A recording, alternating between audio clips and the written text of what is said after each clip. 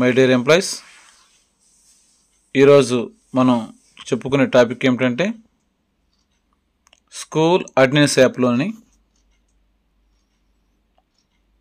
విద్యార్థుల యొక్క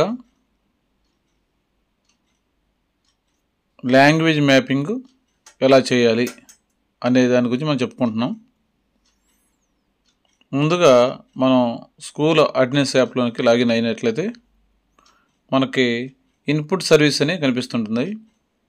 దాంట్లో student attendance, employees attendance, leave management, Byju's, IFA tablet distribution, teach tool videos, capture OMR number, class or subject teacher mapping, దాని తర్వాత మనకి student language mapping కనిపిస్తుంది. ఈ స్టూడెంట్ లాంగ్వేజ్ మ్యాపింగ్ని మనం టచ్ చేసినట్లయితే ఇక్కడ చూడండి సెలెక్ట్ క్లాస్ అని వస్తుంది. ఈ సెలెక్ట్ క్లాస్ అని క్లిక్ చేసినట్లయితే మన పాఠశాలలో ఉన్న క్లాసులన్నీ కూడా మనకి కనిపిస్తుంటాయి. ఆ క్లాసులతోని సెక్షన్లతో సహా కనిపిస్తుంటాయి.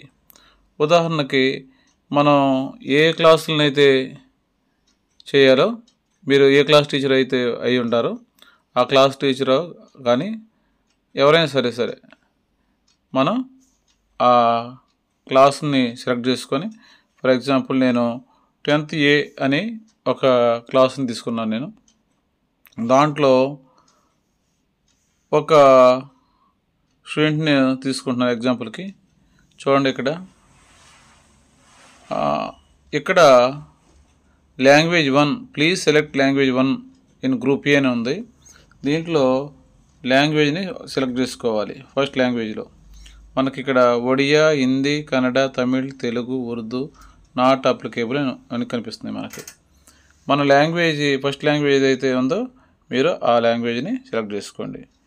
రెండవది లాంగ్వేజ్ 1 గ్రూప్ బిలో పేపర్ 1లో పేపర్ 2 రెండు ఉంటుంది.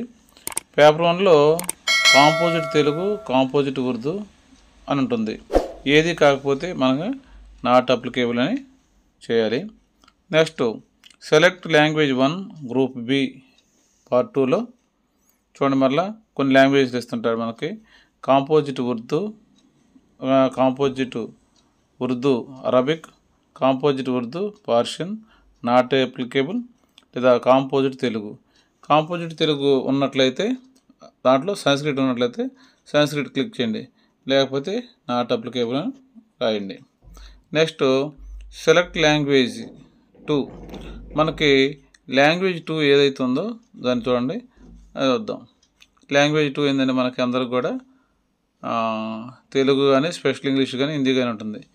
తెలుగు ఎవరంటే ఉర్దూ తీసుకున్న వాళ్ళు సెకండ్ లాంగ్వేజ్గా తెలుగు తీసుకుంటారు చాలామంది. కాబట్టి ఉర్దూ అన్నవాళ్ళు తెలుగు తీసుకుంటారు, కాబట్టి తెలుగు సెలెక్ట్ చేసుకోండి. లేనప్పుడైతే మనకి సెకండ్ లాంగ్వేజ్ హిందీ కానీ తీసుకుంటాం, హిందీ సెలెక్ట్ చేసుకోండి. అలాగే ప్లీజ్ సెలెక్ట్ లాంగ్వేజ్ 3 అని ఉంటుంది చూడండి. ఇక్కడ లాంగ్వేజ్ థర్డ్ లాంగ్వేజ్ మనకి ఇంగ్లీష్ కానీ ఉంటుంది, కాబట్టి ఇంగ్లీష్ సెలెక్ట్ తీసుకున్నాం. తర్వాత పేపర్ 4లో వచ్చేసి పేపర్ 1 ఉంది, ఆప్షన్స్ తీసుకోండి. ఇక్కడ మనకి లేదు కాబట్టి పేపర్ 4 లాంగ్వేజ్ 4 లేదు కాబట్టి మనం దాన్ని నాట్ అప్లికేబుల్ అని రాద్దాం. అలాగే పేపర్ 4 లాంగ్వేజ్ 4 పేపర్ 2లో కూడా నాట్ అప్లికేబుల్ రాయండి. తర్వాత నెక్స్ట్ కిందకు వచ్చినట్లయితే సెలెక్ట్ గ్రూప్ సబ్జెక్ట్స్ అని ఉంటుంది, సెలెక్ట్ చేయండి. ఇది అందరికీ common, mathematics, physical science, social science అని ఉంటుంది. ఇది ఓన్లీ 10th క్లాస్ కాబట్టి. అదే 6th క్లాస్కి అయితే కనుక మనకి ఫిజికల్ సైన్స్, బయాలజీ సపరేట్గా ఉంటుంది, ఒక జనరల్ సైన్స్ అని మాత్రమే ఉంటుంది. ఇక్కడ ఫైనల్గా మనం కన్ఫర్మ్ చేద్దాం, ఓకేనా. తర్వాత సబ్మిట్ చేసినట్టయితే సక్సెస్ఫుల్లీ సబ్మిట్ అని వస్తుందన్నమాట.